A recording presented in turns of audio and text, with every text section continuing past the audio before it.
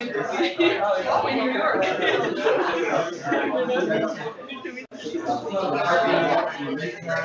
The concert. Yeah. First name is Yasha. Yeah.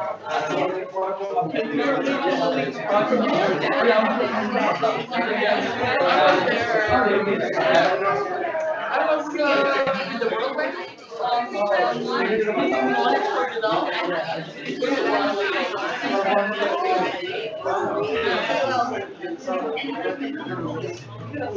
Department of Public Administration. Yeah, that's my focus.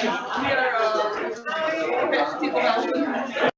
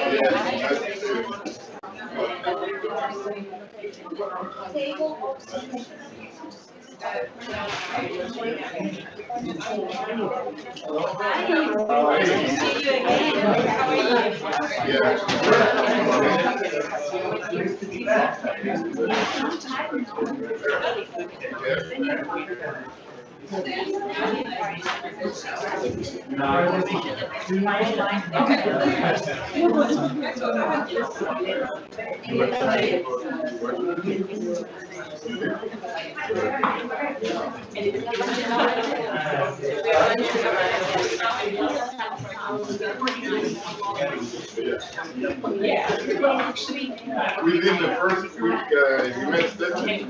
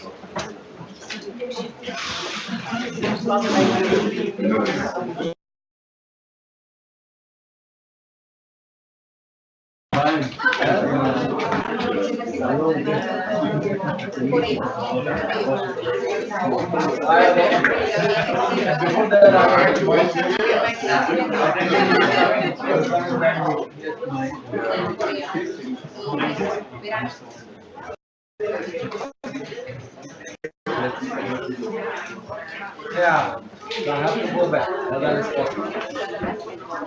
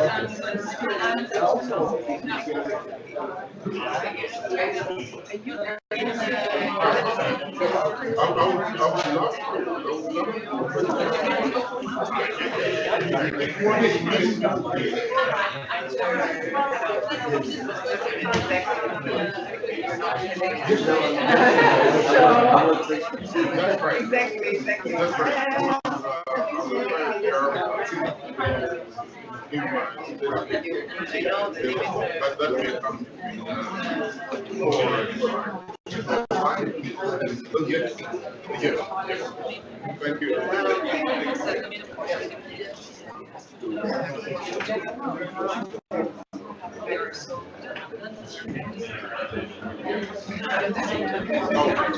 I think I give you work right now.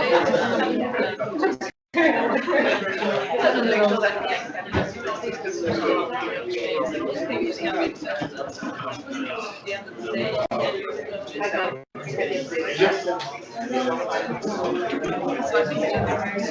Yes, that was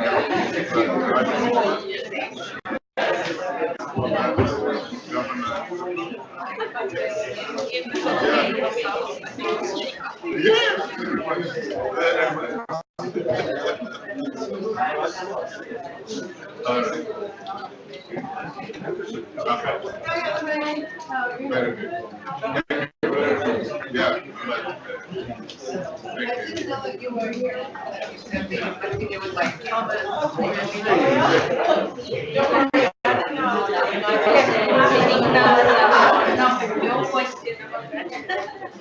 Good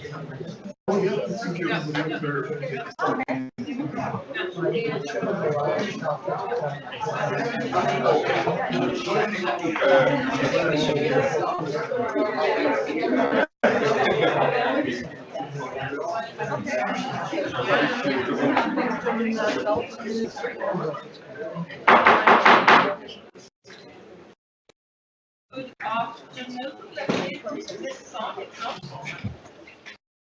Even though it's green. It's actually all of it is red. Yeah, but how do I turn it red then? It's tell you the person in the room should be controlling it. So when it goes green, you're requesting it, and he should activate it. Can we ask someone to turn it on then? Okay, now it's on. Good afternoon to all of you. Even though I'm sitting here on the side, I have the power of this one. So you should turn to me now, and we should really see to that we get most out of this session. My name is Ulrika Moder. I'm Assistant Secretary General and Director of the Bureau of External Relations and Advocacy at United Nations Development Program. And as you would know, UNDP has been and also will continue to be the one that facilitates also the important coordination in this global partnership for effective, a more effective work on behalf of the UN development system, the funds and programs. And I have a long background having followed this process. I was actually telling a colleague that I started following it when I worked for a Swedish civil society organization that has been engaged in this. And then I was, before I came here in August last year, State Secretary in the Swedish government, and you would know that Sweden, I hope, still is one of the member states really looking into how we have built experiences in global partnerships throughout decades and decades of international development cooperation to see to that we work in the most effective way.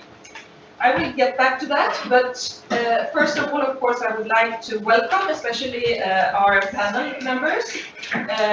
If I start here on my opposite from the OECD, I'm really happy to welcome also my friend Ponte Moreira Silva, who is the director of the Cooperation Directorate at the OECD DAC. We have from Bangladesh, now you will excuse if I can't pronounce all of your names in the best of ways, but Monowar Ahmed, he's also Vice President and Permanent Secretary of Economic Relations and at the Division of at the Ministry of Finance. Welcome. And then from Honduras, Bienvenida Abgada Norma Alegra Sedato, who's the Vice Minister for Foreign Affairs for International Cooperation and Promotion. And then we have from Malawi, Mr. Cliff Shonda, who is the Permanent Secretary to Treasury. And from Germany, welcome Dr. Ulla Bulhoff, who is the Deputy Director General from the Federal Ministry of Economic Cooperation and Development in Germany.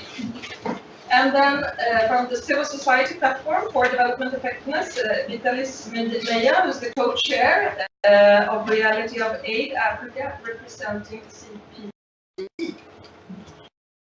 Most welcome to all of you. So I gave you a little bit of background and even my personal engagement in this important agenda that we use an acronym for, and I hate acronyms. I think that we really need to say what it is. It is about effectiveness in times where we will have reports coming up that we are not on track in relation to the implementation of the Sustainable Development Goals. In order to be that, we need to work differently, we need to build on experience, but also think new and see to that we, with all the knowledge that we have in this field, use our expertise, but also our forward look to really develop tools to work as efficient as we can. Traditional ODA, as we know, is a scarce resource that needs to be used in the most effective way to be able to leverage as we say, development, but also, of course, climate finance. But as we know, and this is also part of the Sustainable Development Goals, we need to bring in other actors and work much more effectively through partnerships in different ways.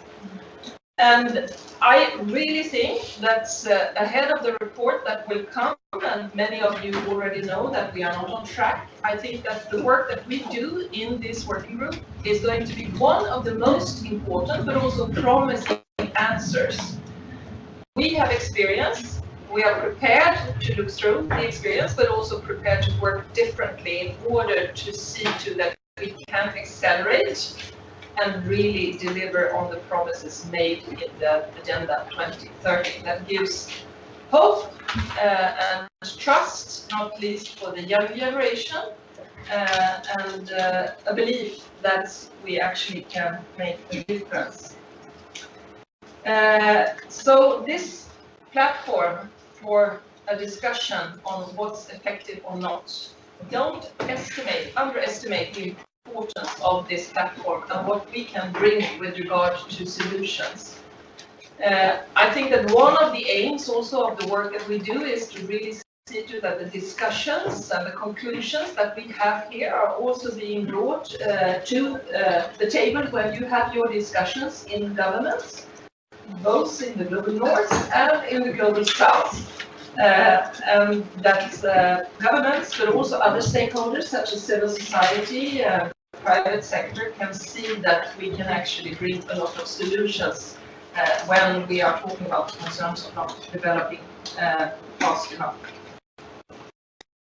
Just also to say that, of course, UNDP, but the development system as a whole, on behalf of the UN, I mean, we are really keen to see to that we make the best out of this, but also that we bring the best out of our knowledge into this platform, and we are really looking into how to do this. And I will also, of course, coordinate very closely with new coordination office and my colleague there, Robert Piper, to see to that we also make use of the new coordination system in the UN. So I think without further ado, I will turn to our panelists. Yes. Do you want me to present? No? Okay. Yes. Yes. Okay. So it was a correction that you're actually the permanent representative of Malawi.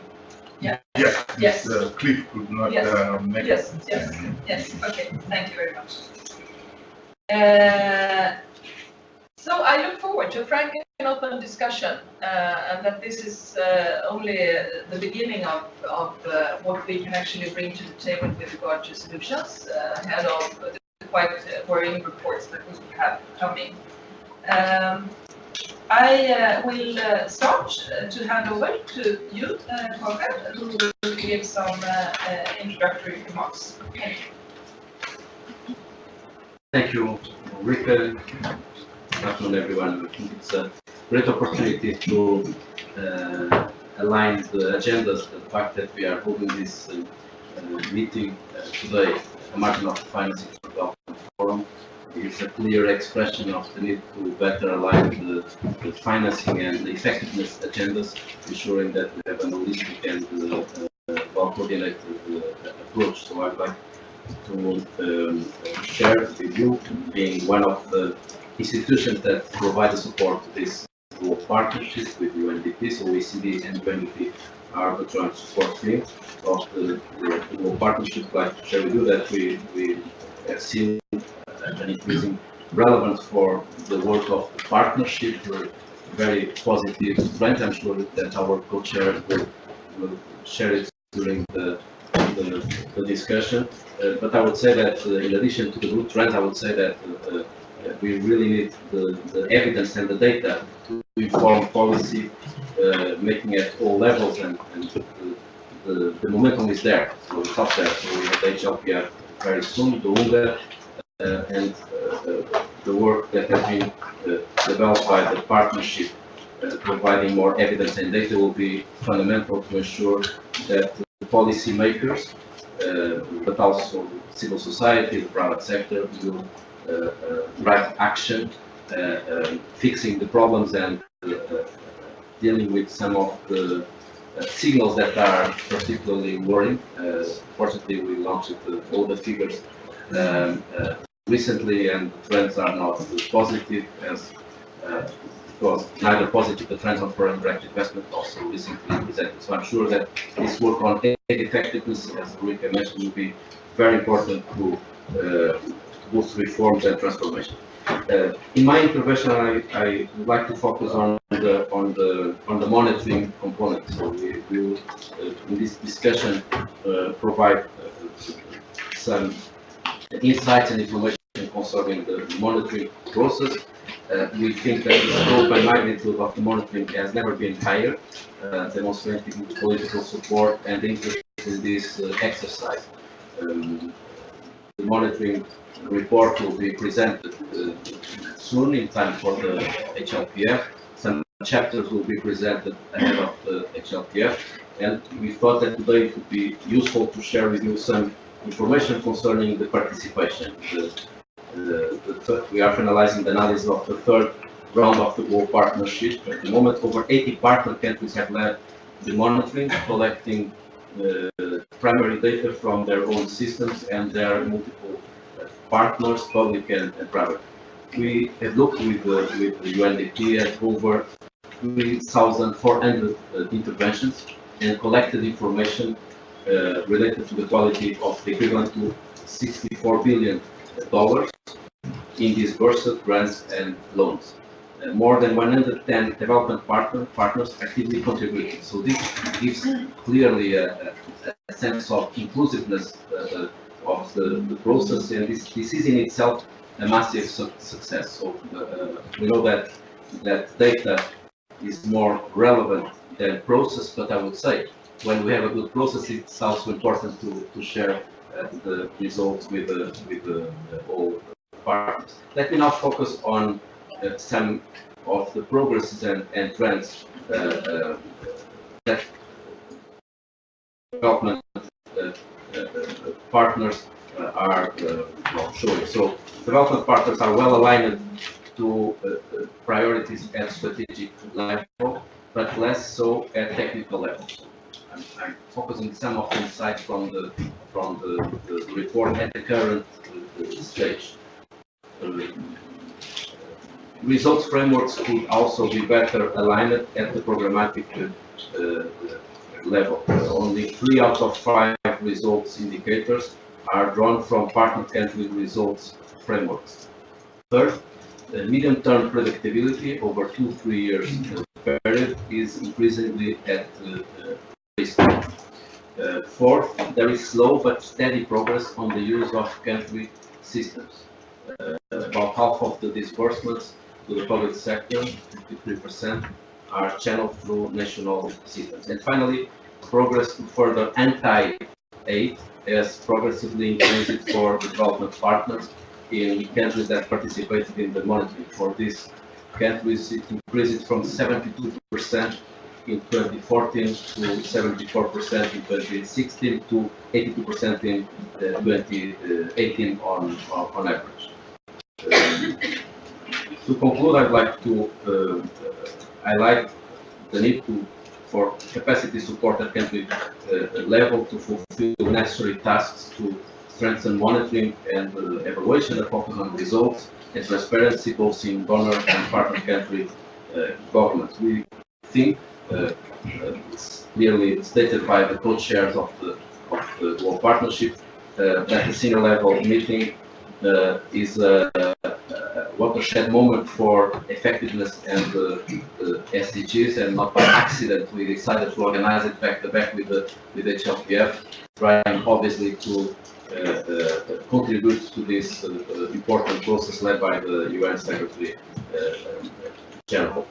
And we would like to encourage all participants to mobilize their senior level officials to join the SLM. So the SLM, being an important moment, will require high-level participation. So participation from senior level officials will be very important, and I'd like to reiterate the need to use the evidence from the monitoring to inform this policy debate. I'm eager to learn from you what you think about the process and some of these insights, and remain at your disposal to engage ahead of this. Thank you, Julie.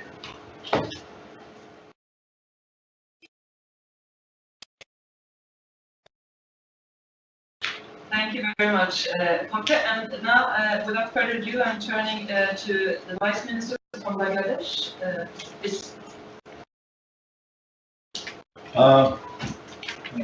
Thank you, Ms. Moderator, distinguished panelists, and ladies and gentlemen, good afternoon. Bangladesh has been participating in all the monitoring surveys since 2020. So we have huge experience.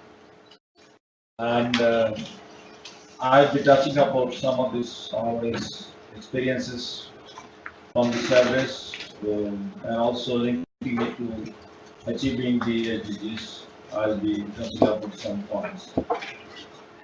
I think we will all agree that a meaningful and effective partnership of all stakeholders at the country level is very crucial to implement the goals of sustainable development. In Bangladesh, we have taken a whole of society approach to ensure wider participation of all key stakeholders, like along with the government, the private sector, NGOs, civil society, and we have also included labor organizations in our group in the last monitoring round. It is my firm conviction that in spite of challenges, we are all trying really hard to make the development cooperation effective. One of the positive signs which we believe in our joint effort is the participation of more than 85 countries and territories from all regions, with contributions from hundreds of development partners and other key stakeholders in the last monitoring round of the global partnership. Ladies and gentlemen, now let me talk about the evidences and issues that we faced while conducting the 2018 monitoring survey in Bangladesh. First, translating global commitments at a country level is a huge challenge, and commitments and understanding of the development partners at headquarters and headquarter levels and understanding of them do not fully trickle down at the country offices. We have raised this issue a number of again, forming a task team from the Working Party on Native Equipment since then. The unfinished businesses. The role of the local development partner is very, very clear, and the message from your headquarters is also very important. So we see a very delay in the process, which we witnessed during the Paris Declaration era, where we have some comfortness and we work together very convenient. For example, this time where we are supposed to, when we started this monitoring survey, we had to explain to some of your colleagues, I mean the partner colleagues at the country level, about the objectives and the issues relating to Paris Declaration, the monitoring survey, which is to us definitely a challenge. Starting from the crash. So these are the areas that shows that there is some big gap between the headquarters as well as at the country level. So I would like to urge upon everyone.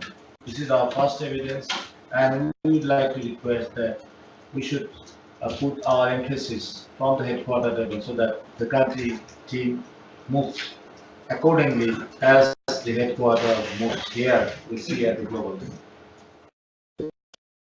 And also, when you see if there is a lack of commitment at the country level offices in making development cooperation effective, then it will remain a mere discussion issue at global level, and it will never bring any positive changes at the country. That's what I was explaining. Secondly, with our all genuine efforts, still we find it challenging at the country level to conduct the monitoring exercise and ensure all inclusive response to the survey. Third, getting timely and quality data. Very painful. I mean, as I am, in fact, after participation, I was associated with all the monitoring survey and mostly acted as the national coordinator. And it is really, I mean, sorry to say, to make all of you understand, it's not for the partner countries' perspective. It's not our only job in country. We have some other things to do. We work in different ministries, and the planning ministries, and some of us works in the Ministry of Finance, and some of us works in the Ministry of Foreign Affairs. So it is something which is additional, but we exert our and we pay our full attention, provided our sufficient time, and despite all these odds, it's very painful. So many of the people think that it is your responsibility. You are the national coordinator, you have to do it anyway.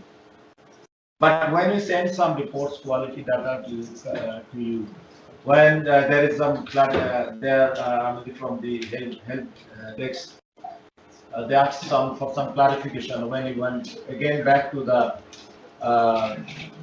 our partner. It's very sometimes embarrassing. I mean, when you heard something very, I mean, this is your business. You finish it up. You know, you pull the data from our headquarters or ERT or from any other source, and then finish it up. I think we need to look into this issue because quality and timely data is also very much needed for tracking the progress of SDG implementation at the end. Fourthly, the current monitoring round has strengthened our belief further that development effectiveness agenda should not be the agenda of certain quarters of the global society. Rather, it should be an universal agenda and be applicable to all. We have already shared our preliminary results from the monitoring survey with the stakeholders at the country level with the view that discussion of results at the country level is crucial for triggering the collective action to address the challenges and bottlenecks of effective partnership. There was great interest in learning about the national results of the global partnership model. This is also true.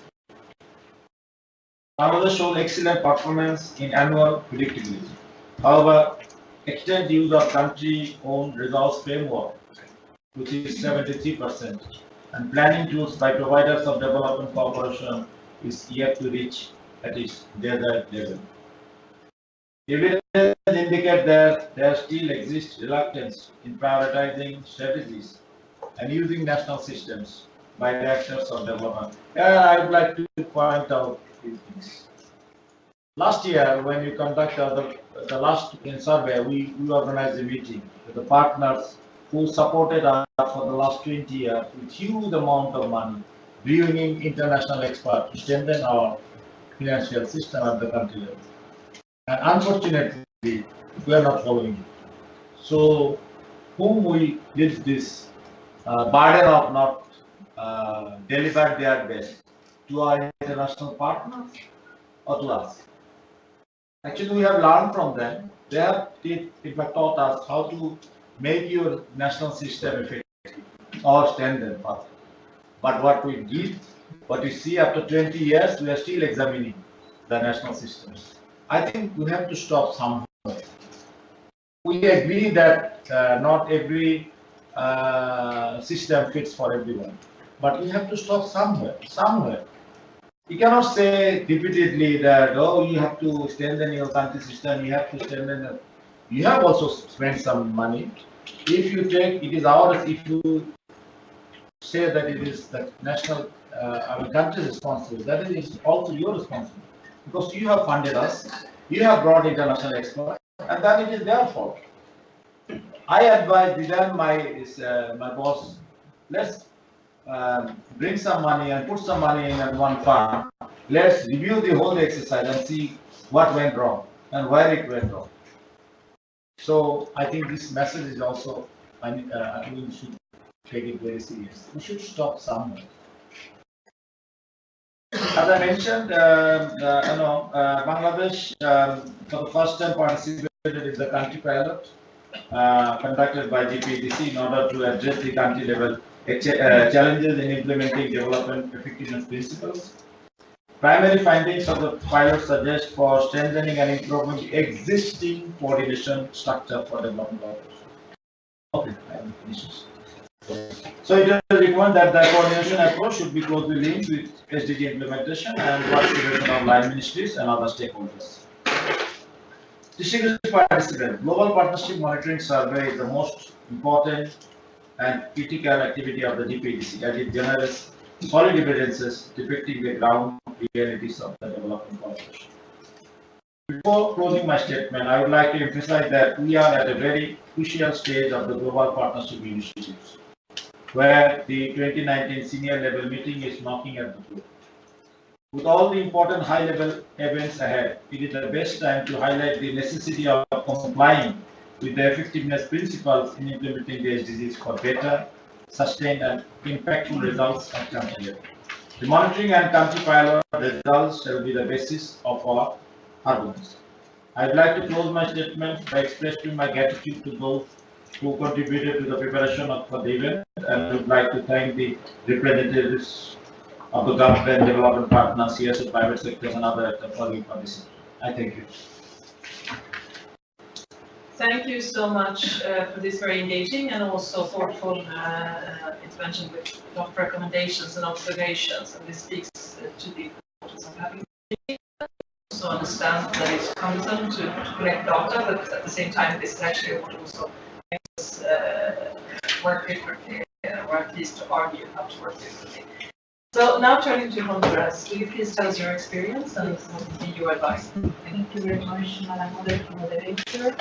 Panelists.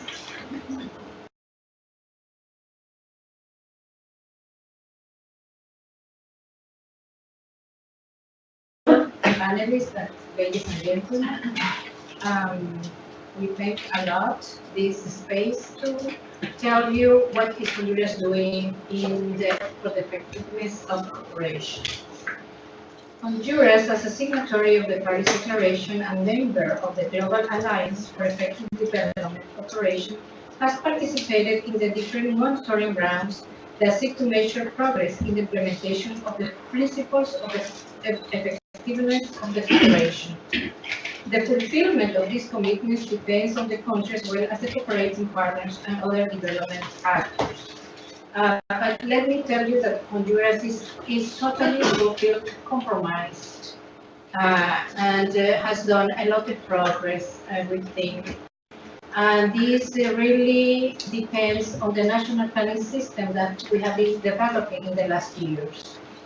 I think we have developed a very strong planning system, and this has helped us to allocate the necessary funds or resources for to obtain certain results at mid, one, and long term. There is a general secretary. We have a general secretary that coordinates all the institutions in Honduras. This is the leading institution that is helping to coordinate all this effort. They, along with the Secretary for Foreign Relations and the Ministry for Finance, we are the three institutions working together to make this happen. The Secretary for Foreign Relations, once the Global Partnership for Effective Development Cooperation was launched, we created two offices. One was the private corporation to manage all the private corporation, and the other is the corporation South-South, the Triangular Corporation. And these two new offices are making that the private sector starts having confidence in the government working in a good alliance together. Along with that, we have participated in the 3 rounds of monitoring groups, and we have created, along with the findings of every round, we have developed some tools, some strategies, like we have created 2 working groups or roundtables. One is called the MESEC and the other the MESEC, and the names are familiar, but we have these 2 working tables. One is with the government and the official corporation, and the other one is with all the actors. Along with that too, we have a special platform. We call it in Spanish is the PGC, la Plataforma de Gestión de la Cooperación. In English, it might be the translation, the management for the national cooperation. And in this platform, this is a very important tool for us because it's part of the accountability and transparency. That for us is the most important tool that we are trying to work together with all our international cooperation, because we want to have an updated information. Along with that too, we are working with the United Nations in the, the translation might be the Development Financial Assessment. And in this assessment, we have found some resources or sources of cooperation that we might be implementing in the short term. We have found some national institutions that could give allocate some money to develop a strategic project for cooperation. Also with the remittances of that we received from our diaspora, we have identified that these resources are directed especially for consumption, internal consumption, but we can also work with them in other projects. So I think this is the most important things that we are doing now, and that we are participating, and we would like to also learn from the other countries what they're doing. We can give as a good practices what we're doing right now. So we're open to listen to you. Thank you very much.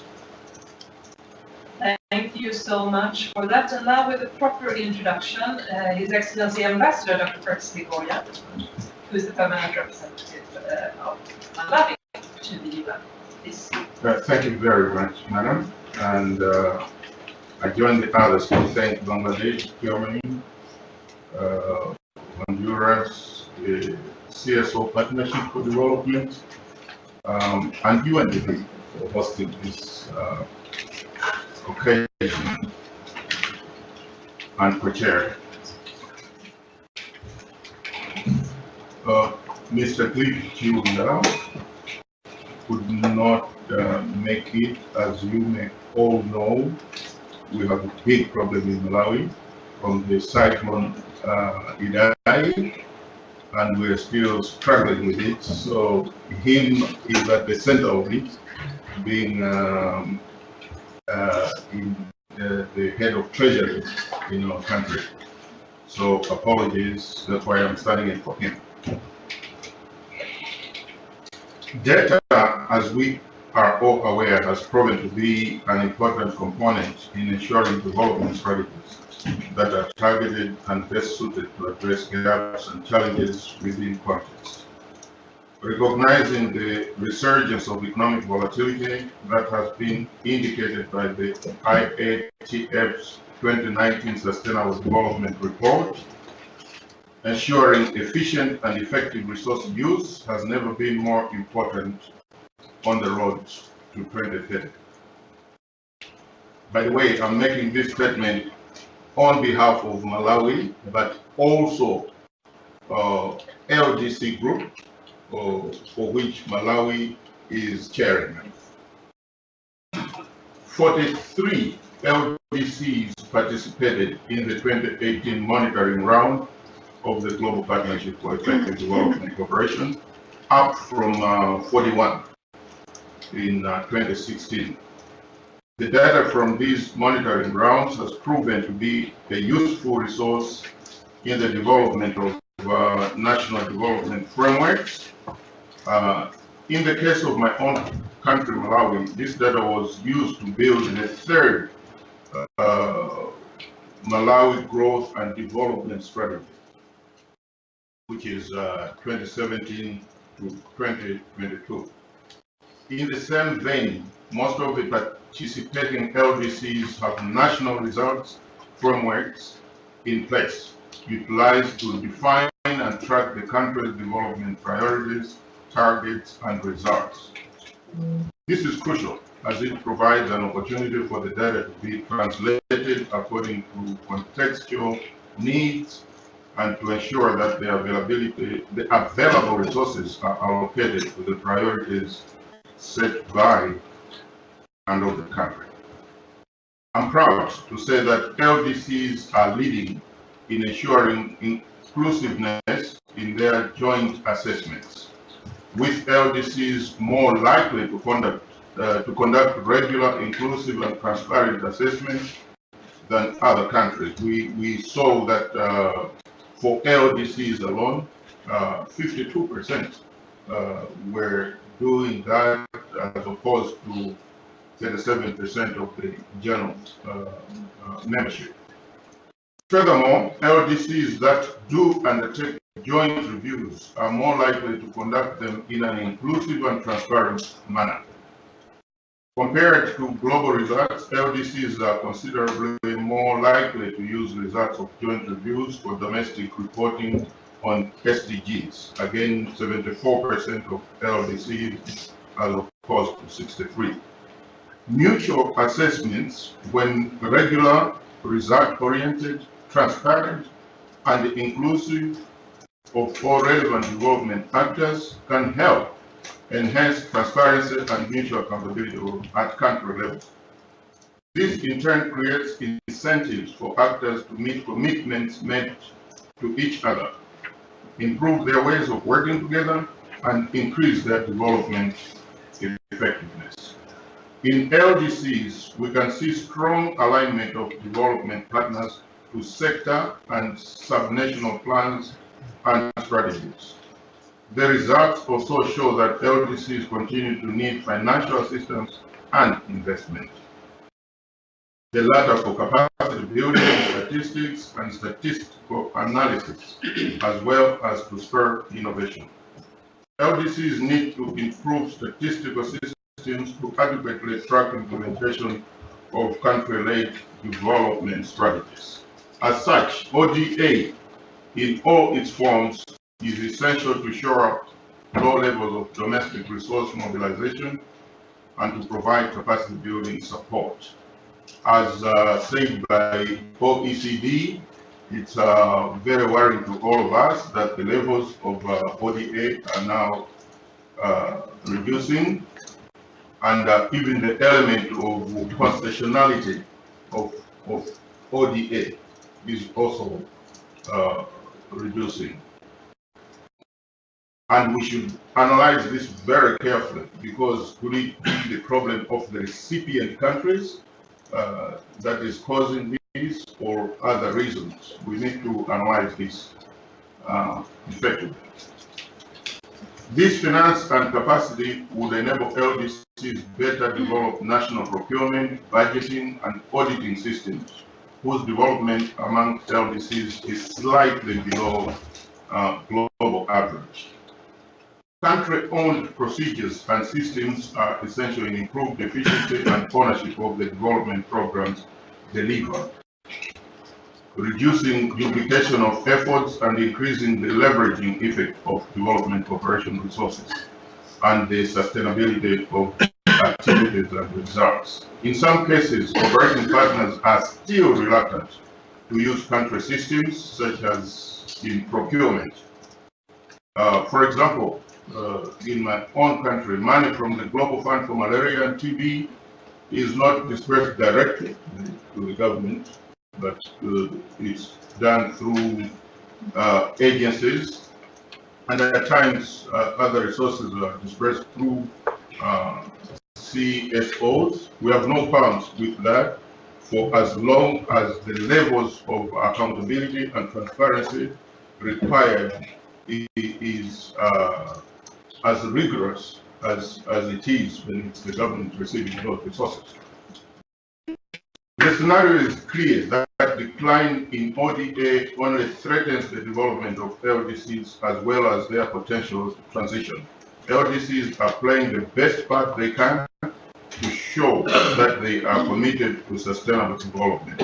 However, their limited resources can only go so far. In this, we look for continued partnership and cooperation. I thank you, Madam.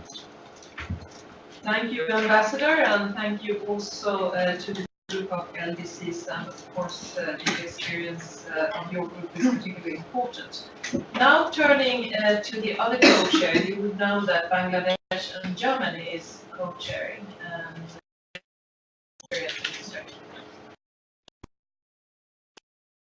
Thank you very much, Madam Chair. I'd like to talk a little bit about our experiences, particularly our perspectives, why it's so important, our lessons learned, as well as also the challenges that we see ahead. Let me start with the first, and I'm very grateful that you, Madam Chair, already pointed out why it's so key to talk about this topic at this time, because we really are committed to deliver on the Agenda 2030, but we know about the scarcity of resources. And so effectiveness is a key modality that we really have to talk about. And, we truly believe in the agreed effectiveness principles, such as ownership, focus on results, inclusive partnerships, transparency and accountability. So it's important that, we make the most of every dollar invested. So it's not just about scarcity for me, it's even, if you have that money, what can you do more with it? So it's so important that we have this mechanism of this global partnership. And for us, it's important that it's really a process. So it's not just the monitoring and the data as such, it's the process that is key. And we really see, and that's why we took over the co-chairmanship, a few years ago, that the GPDC is a unique multi-stakeholder forum. And we are also glad that the civil society is now has become, a co-chair.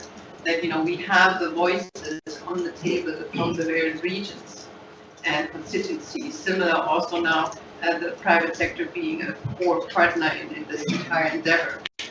So that's why we really also think hard about the senior level meeting of the GPDC, which will take place in the sidelines of the high-level political forum in July in New York. So really trying to get, our high-caliber spot to promote the GPDC here and to share, the lessons learned, the findings of the data that have just come out, but also to think about smartly, how we can take serious actions on concerns and challenges that also particularly have been voiced by the partner countries, particularly like Bangladesh and Honduras, here on the panel. So we stay committed overall as Germany to this process, and we will also have an in-depth workshop in May. Let me briefly discuss, why we, what has been, the outcomes for us. We just received, as I said, the analysis of the results last week, so it's, very preliminary, but overall it's very promising. Of course, there are also some homework to do, but, on the very positive front, we have, and we are very proud about the excellent results concerning annual predictability, which for Germany is 90%. So if you get Germany as your partner, we really stay to our commitments long term.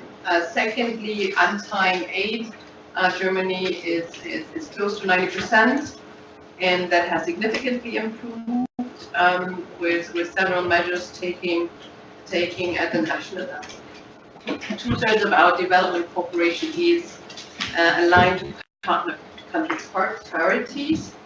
That's one of the topics where I think we would really like to move ahead, and I can just encourage in particular also partner countries to really force us, that we really strengthen the dialogue, that we deliver more to the country, aligned to the country priorities. And fourth, and the topic we would also like to improve more is using the country system. We do use a country system, but also that we're working through PSL and KfW a lot with our cooperation. We're taking this very serious, that in terms of reviewing how we can strengthen this further, despite all the hurdles that are out there. And then let me say that in particular, these results currently feed into an internal ministerial process where allocation of funds and effectiveness are considered to be 2 out of 5 key topics. So it's really at the heart. In terms of challenges, to conclude with, we see the challenge has been also voiced on the panel that half of the participating partner countries are classified as fragile by OECD. So it is key to develop a monitoring approach fit for fragile states. And I can clearly hear your issues in terms of the process is too cumbersome, there's too much data that needs to be collected, it's often not as aligned with local cycles of data collections that are in place anyway. And it's as a co-chair of the GPDC, it's a true issue for us. And really think we have to think smartly how to simplify it. I think one effort is also to think about further support in terms of capacity building, but we really deeply committed to simplify the process, and that's why in particular we appreciate Mexico's efforts on a pilot approach when it comes to South-South cooperation. So I think they already did quite some far in terms of how could we simplify, the current data collection method and process to just streamline it to the most and to focus it in terms of what is important. So this is also a discussion we'd like to continue in our workshop in Bonn in May, and then hopefully to push the GPDC agenda furthermore. So once again, the GPDC for us is crucial at this time, and it's also I would say even a bit of a crown jewel that we just encourage you to spread the word, that we spread the experience also from the current monitoring and the processes that have successfully been underway in partner countries. Thank you very much. Thank you so much. And I really wanted also to give the possibility to have some questions from the floor, but please go ahead and let's hear perspectives from society. Thank you very much, and I also want to join others in thanking my colleagues and also your team for hosting us. There's a couple of things we got there so we can give some time to others. I think the first thing that I want to put out there is that ODA is at the center of development. So we're indeed very concerned if we are talking about funding levels of ODA, and we ask ourselves where is development effectiveness going to go? Where is the political capital that we were using to mobilize people? Where is it going, and how are we going to sustain it? So indeed, this is a call from us that we need to improve on our efforts and really raise up those figures, because it is the basis on which various reforms in the public finance management system and in demanding accountability with regard to how to improve the quality of aid was developed. So it's very important that we ensure that the levels go up again and maintained at a higher level if we are to achieve the SDGs. But I think in the same line, that also calls for us to really sharpen the focus on the quality aspects. Development effectiveness principles are more relevant now than ever because there's no resources that are increasingly coming, and therefore we have to be very efficient in how we spend and use those resources. And I think the principles of development effectiveness become key in this regard. Now, I think one of the things that we really benefit from the issue of monitoring is the support for accountability, because the monitoring provides relevant data that makes us look at how are we performing and what are the elements that are still blocking progress and how we advance. And I think that's one of the things that we are actually bringing forward to the United Nations to look at these instruments and see how can we, latch it to the implementation of SDGs to ensure that the elements of accountability emanates from the country level, but also is cascaded to the global level. I think the other issue that is also important in this context is how to include multi-stakeholder or other stakeholders beyond the official actors to engage in an official process such as this. And this monitoring exercise indeed endeavors to really mobilize other energies, other constituencies that were not officially part of development cooperation today. And we have seen the amount of input, the amount of change in behavior they brought into the whole context. So in that context, I think going forward, we need to look at how we deepen and strengthen that. Now, with regard to the results, I think for us as CPD, we have embarked on a process of also collecting our own data to look at the level of progress with regard to the Nairobi commitments, but also the previous commitments of aid effectiveness. And this is being carried out through the CSO processes, and we've done about 40 country cases.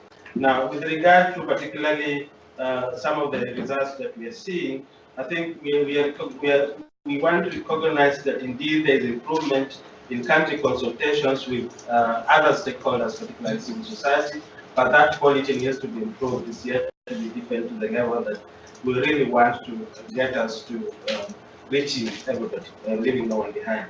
One of the elements that we are still concerned about is the shrinking to commitment to addressing the shrinking space issue. In fact, we're saying that we are actually reversing trends. While Nairobi said they are going to put in place relevant research steps to address shrinking space issue, it is actually shrinking much faster now. And I think CSOs are saying that we need to look carefully on how we reverse this trend and ensure that their responsibilities are fulfilled, but they're also increasingly able to act as independent development actors. The other issue that we're also seeing from those results are to do with addressing CSOs on accountability. In fact, we recognize that indeed CSOs have their own mechanisms for accountability, but this is not globally explained even at the national level. So we need to come with mechanisms to look at how do we benefit, or how do we learn from various tools that are being used and try to stimulate that at the national level. Now, what I think are some of the challenges that we need to look at going forward quickly has to do with how do we deepen the implementation of development effectiveness principles. Because what we have now is, at the national level, most countries still have the aid effectiveness architecture, where it is the government and the development partners being the main actors, but really setting, putting in place structures that recognize civil society, parliament, private sector to be important actors in planning and operationalizing this agenda. That still remains very weak. And I think going forward, the way we've achieved at the global level, setting up a structure that is truly multi-stakeholder, we need to see how we cascade that to the national level and ensure that it works for them.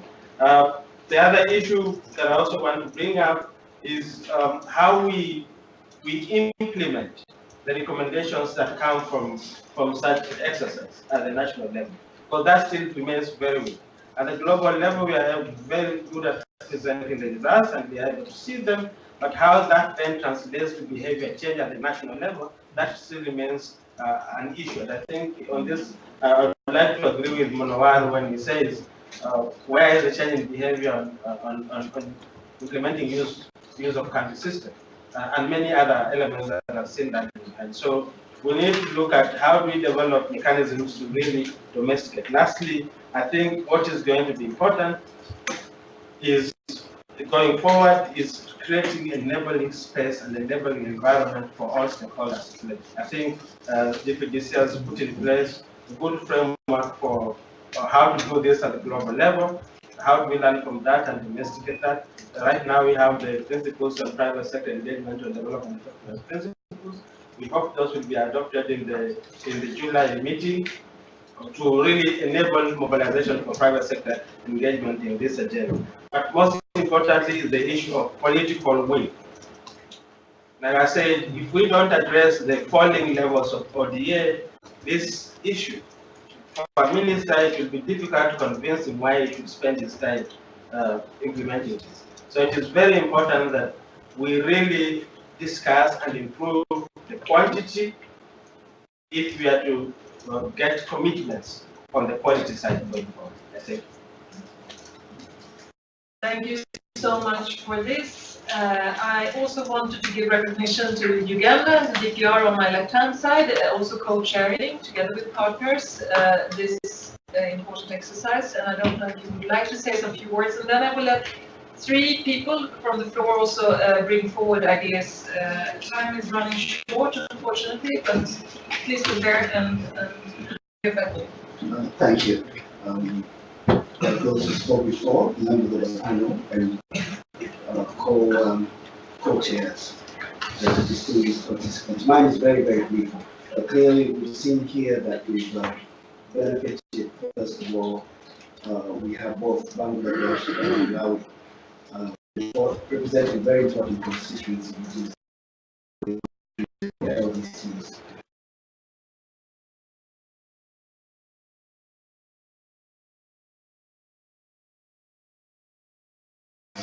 Embraced at the national level the effectiveness principle, and so it's pretty much, I think, a part of our national development strategy. In any case, that we would want to involve a more participatory approach, which involves IDPs in society.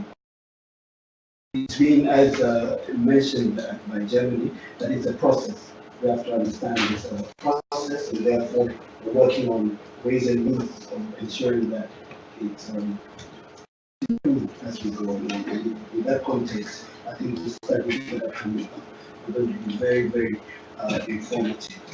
There is, yes, some sense, I think, as raised by Major, the disconnect as we move from aid effectiveness to development effectiveness at the core of it, but because a good number of our constituencies have been a little bit, I should say, reluctant.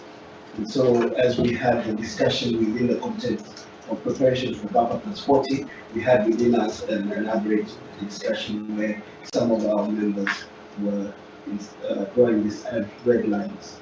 But we benefited from the members who are part of this process to have a discussion about it and say that at the end of the day, there can be no debate about the value of the effectiveness discussion. And so we're happy that in terms of the outcome for BAPA, we have a process, maybe not as succinct as some would have liked, but we have now a basis for that realization. In terms of acknowledging that we need to enhance effectiveness of South-South and triangular cooperation by continuing to increase our mutual accountability and transparency. in accordance with national development plans and priorities. So it's that discussion that we're having inside. So now here, if I put on my New York hat, in a sense, we're looking politically at the way forward with all the major engagements as we're moving in the year, starting off with Baba transporting, financing for development, etc. And then we come to the high level engagements during the UNGA. So I think the committee will continue the discussion on how, in a sense, to bring the outcome of these studies that will play a role in underscoring the importance of effectiveness debate in terms of meeting the Agenda 2030 and the benefits, Addis Ababa plan. So I think I'll stop there and just say that it would be good for us to take the discussion. Paula was supposed to be part of this, but we're having a discussion, I think, as a way in terms of government structures about changing representation, and I think that's still ongoing. I tried to reach out to them and they told me that we're still having some discussions. So I think I'll leave it there. Thank you so much. So I have one question here, and then one question here, and then perhaps over there. Yeah. So please present yourself. I propose, so I know that you have your paper. My name is Addis. So I would like to, I'm interested in something. I built a model. Will you please try to speak up? I built a model, a science-based model, a fundamental non-basic model of human existence in the Earth and environment system. It was 2 years ago. And the model that allows to implement the agenda, all these SDGs as policies, and the constant strategy of improvement. And I did a model by extension of my earlier model, which I used in the European Union with acceptance of the European Commission and Polish government. I led the regional contact for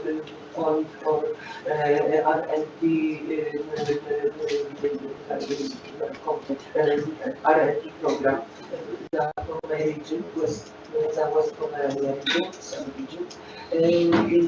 And it is so that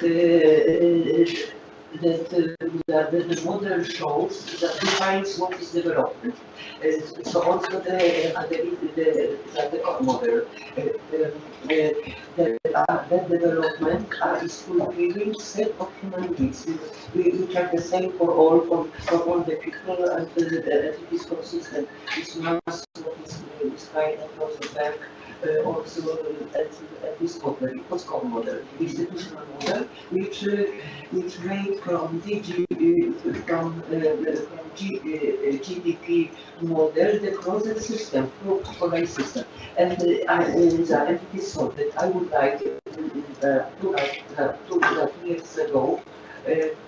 At least with the core model I made in the European Union with my region, with European region a pilot, also with education and started for graduates. 2 years ago, I finished. And so 2 years ago, I completed the model, institutional model, is possible only to individuals and territory by closed earth and below system. And I promoted the use of the model, and I attributed SDGs as policies. And the model, I promoted the use the model and would like for the model to a disposal of the United Nations. And it is true Now, Okay. I think we need believe to your, go, yeah. I promote that in 2016, the cross-border to the, Now, to yeah. you, to the dialogue of Okay. comments. It's not, and I think it's so. That my proposal is that I give you the model Yes. to exist, Yes. and you can, if you really see that Yes. that is good, you are so big, so you are more than Yes. we will put Yes. in the work. You Okay. implement, I believe in that. Thank you. And So I need to, because otherwise we will not have the possibility for others, Yeah. please. And we're looking forward to see if this model fits for the partnership or perhaps in another process. Thank you very much, please. Thank you, Madam Chair, and thank you, the representatives from countries and also CPD and OECD representatives. First of all, I'm very fascinated by this session because I've been experiencing in 3 cases and sharing connected this session because I'm a professor in New Jersey King University teaching in public administration department. My dissertation, my name is Bokjong, sorry. And I wrote a dissertation on civil society accountability and nationwide in South Korea, and actually using multi-stakeholder approach. And doing some interviews with 100 organizations and nationwide survey with more than 200 organizations, I know the key concept, most important mechanism is accountability. So I see the theme actually across all those panel sessions today is accountability, because my additional 2 experience from Africa, one is actually I visited Kenya, and also I've been working with a NGO, small NGO in Uganda. Actually, when I visit there are different types of civil society. And also the last experience I want to share is I visited South Africa and Zambia and for small local social enterprises. And how can you make, actually echoing with the representative from CPD, the point of how can you really make those global level and national level agenda into local? Actually, we have to pay attention to these real local micro actors. And actually, for that, the key idea is accountability. I know that I don't have any key answer. That's why I'm doing conducting research on. But I have to see that trust between these multi-level stakeholders here in this room. Actually, this model is very idealistic. I really appreciate all of you sharing your experience from different perspectives. Thank you. Thank you very much. And then over there, yes, please. Thank you very much, Chair, and Blair to look from Global Affairs Canada. And just to start, I would really like to share our thanks and appreciation to the co-chairs of the GPDC, both past, present, and upcoming, for the leadership they have shown in advancing this agenda and really driving forth the importance that the effect this agenda has. And Taro from our Bangladeshi called it that this is a universal agenda. It can't just be a established agenda, it has to be a shared agenda for all of us. But just picking up on sort of that challenge that exists here at the financing for development, sort of linking the effectiveness agenda with the financing agenda and thinking through this partnership. GPDC does provide responses and recommendations and way forwards to some of the challenges that were put forth in this year's interagency transfer report, especially with regards to Chapter 3, where we sort of are urging providers of finance to their partners to support the hard-won gains of in-country ownership and leadership, of course, which is at the heart of the Addis Ababa action agenda. And so, one part of this equation of this is sort of the role of the private sector, needing having the private sector involved in the effectiveness decisions. And know that there, we need to get them even more to make sure that we can make those hard-won gains.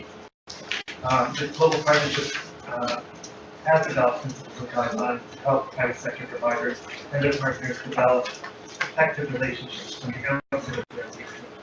These guidelines will help us avoid sort of pitfalls that we're all aware of and really get to the impact that we're seeking. These principles we go to develop to help provide strategic advice, building from the advice of global and the business leaders conference. And make sure that many of you are aware of them and share them and support them. I believe they will be finalized and launched at this year's SLM in July, if I'm not mistaken. And I encourage those of you who are not as well aware of them or in this room to take them up and take a look at them, because they're a valuable complement to the work of our government and civil society. That's a new fact. Thank you so much. Did we have, I saw one final, perhaps we can have one more comment from the lady, perhaps, at the very back.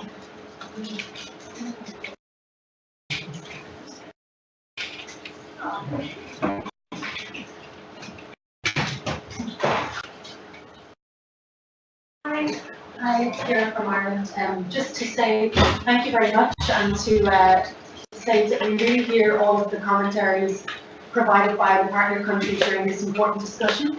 Ireland has backed this agenda and will continue to do so. And one of the points that I wanted to pick up on is the point raised about the protection and safeguarding of civil society space, which Ireland is taking up co-chairing of this subsidiary part of the GPEC working on this issue. We're seeking to do some country-level dialogues in the next couple of months, and then to take on the issue, bringing it to the HLPF late this summer. So thanks very much for all your efforts, and we will listen and try to integrate the comments shared into our perspectives on how to modernise and revitalise this important agenda. Thank you. Our microphones are going to be shut in a while, so I can't hand over to more, and unfortunately I will not be able to give word back to the panelists, but I just wanted to thank all of you for this rich discussion. I think it shows that this multi-stakeholder partnership that was actually arranged even ahead of the Sustainable Development Goals can be a very important vehicle, not least as we have seen in times where we do need to accelerate. When we are even going in reverse, and where we also see, based on the reports now lately from the OECD, some concerning trends, as was referred to with regards to ODA. So I think that the work that we have ahead of us is perhaps even more important than it has been so far, and that we should really make use of this fora to see that we can both have the convincing data. But then, of course, at the end, and you would know this, what is required is also convincing political arguments to see to that we can defend good quality of aid, but much more beyond that, in new partnerships, really how to also leverage traditional overseas development assistance to the development funding and the climate funding that is needed to really implement the agendas that we have decided upon and that are so needed for us to implement. So thanks a lot to all of you. If you don't have any burning issues, of course, until the mics are cut, I will always hand over the word to you. Thanks to all of you who have participated. We hope to have this engaging and active participation onwards as well, and that you're following the process. You would know then that we have an important meeting in July where we will, as was said now, also present even more interesting findings and also proposals on how to bring this forward in this broad stakeholder partnership to move things on the ground in a different way. Thank you to all of you. Thank you.